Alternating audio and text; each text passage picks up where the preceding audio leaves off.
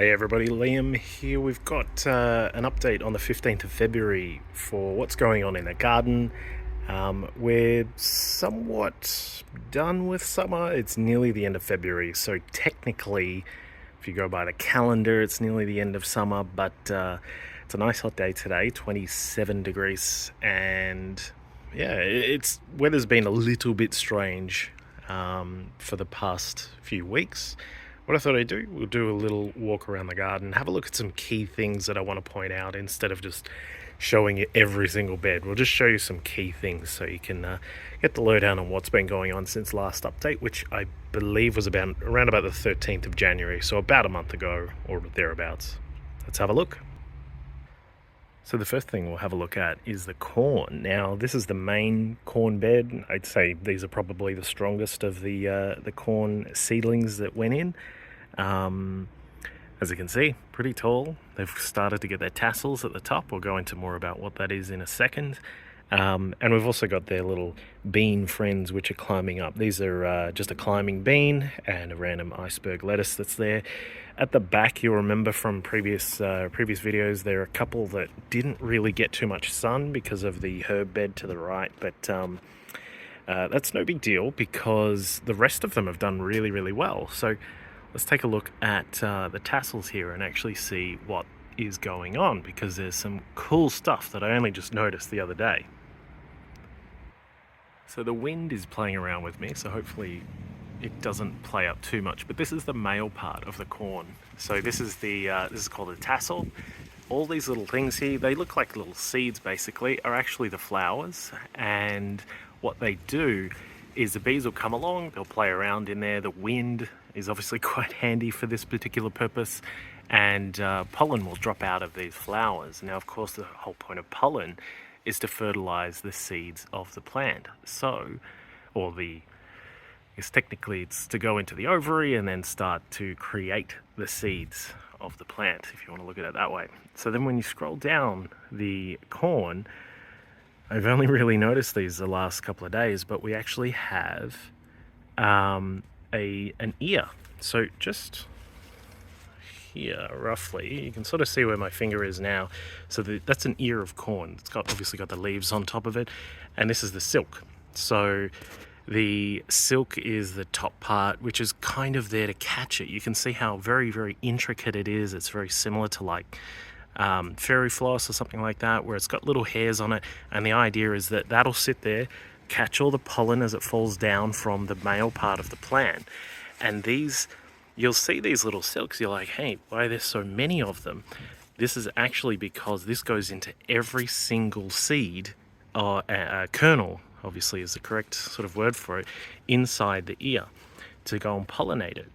And so that's why if you have some corn and you're kind of like, oh, this little kernel didn't grow properly, it's because the silk didn't actually catch the pollen falling down, so it never got fully pollinated. So we've got there's somewhere around, like, I think I've seen about 5 or 6 of these ears and the silks popping out. Generally, once the silks are out, you've got it's sort of dependent on the variety, but around about 2 to 3 weeks for the ears to fully grow, and then you should be good to pick them for most sweet corn varieties. So there's a slightly more mature version of the flower over there. But yeah, so that's pretty cool. I wasn't exactly expecting corn to get even this far, but it has. Hopefully with the remaining couple of weeks in summer directly, and if we have some more warmer weather into early autumn, then we'll actually have some corn. We'll see how we go. So another fun part of the garden that's come along really, really nicely that I wasn't fully expecting are the sunflowers. So these giant, supposedly single head sunflowers. This guy's a bit... he wasn't aware of the requirements that it be single head, but what I'm going to do is just show you some of the differences in the life stages of the actual flowers themselves as a bee comes along to help with the video. So these two, this taller multi-headed one, and then this one here. So just for reference, this is about 6 feet tall, just over 6 feet tall, this one that we're looking at now. And as you can see, a lot of these tiny little the florets that are inside, I believe they're called the disc flowers, inside the main sort of body. You can see these sort of radial petals that help attract all the insects, such as this bee. And the idea is that slowly moving into the center where that bee is, all of these florets will pollinate, and then once they're all pollinated, then they'll start to grow the seeds underneath. Now, at a bit more of a mature stage here, this one is the one that's about as big as my head, and that one up there is also probably about the same stage. So what happens here is that the florets will all be pollinated, and then if I pull back some of these are the bracts here, you can sort of see that the seeds are growing in there. So what you generally will do is that once all the larger petals fall off, and once we start getting a bit brown inside the on the posterior side of the flower, then you can cut it off, dry it out, and then you'll have yourself a whole bunch of sunflower seeds. So my plan is, I think I'm going to aim to keep the seeds from this one up here, because I like the idea of this giant multi-headed one. So this one's about, I'd probably at a guess call it about 8 feet tall. It's bit of a showstopper if those extra flowers do open up as well and bloom.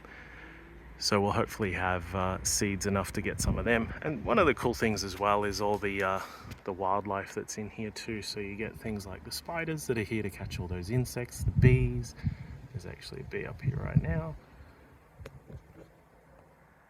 And all sorts of other pollinators and such enjoy these flowers. So that's a really cool part of this section of the garden. Just to the side of the sunflowers, we then have our zucchini on the ground.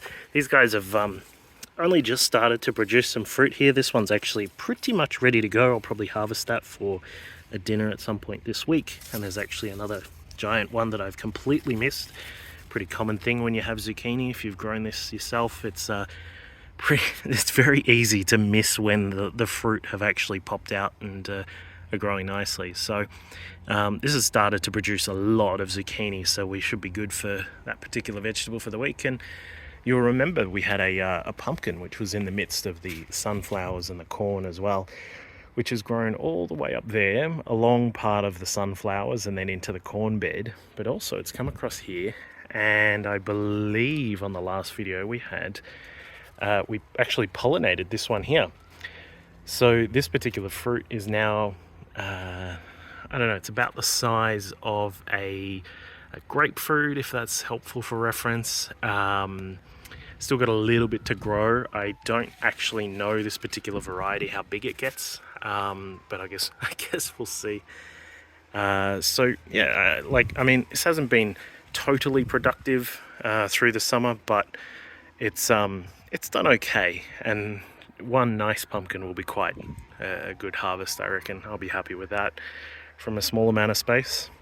So let's have a further look around.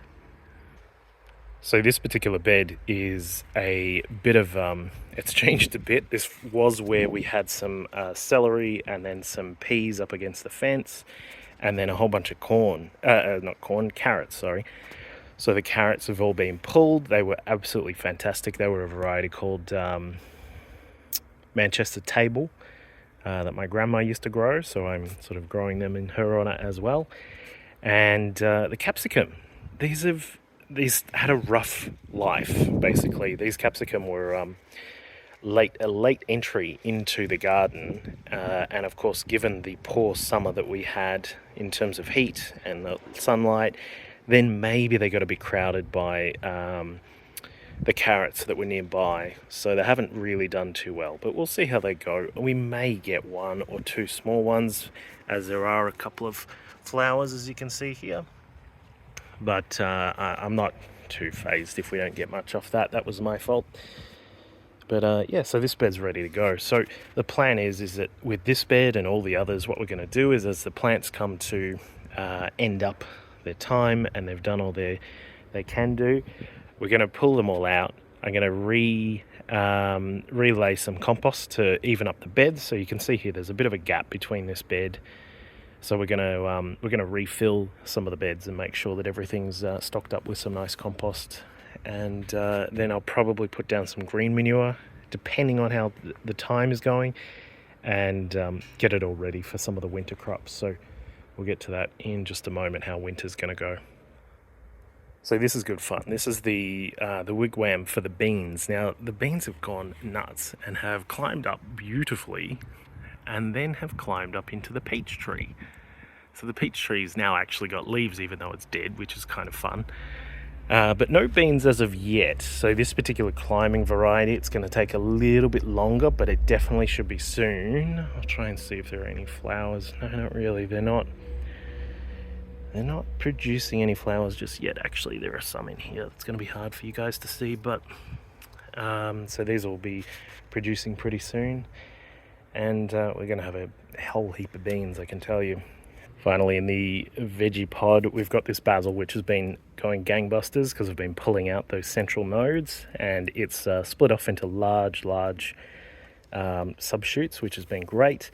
And there's a couple of beans in here which have been doing quite well, actually, although I can see we're starting to get some aphids on here. So slowly but surely, some of the stuff in here is going to be taken out. And this was meant to be a habanero chili, I believe it was, but that again, as with all the other capsicums and chilies around here, it's just not done too well. So Veggiepod doing all right, but yeah, hopefully it's been an interesting update of what's going on in the garden, and I'll see you all next time.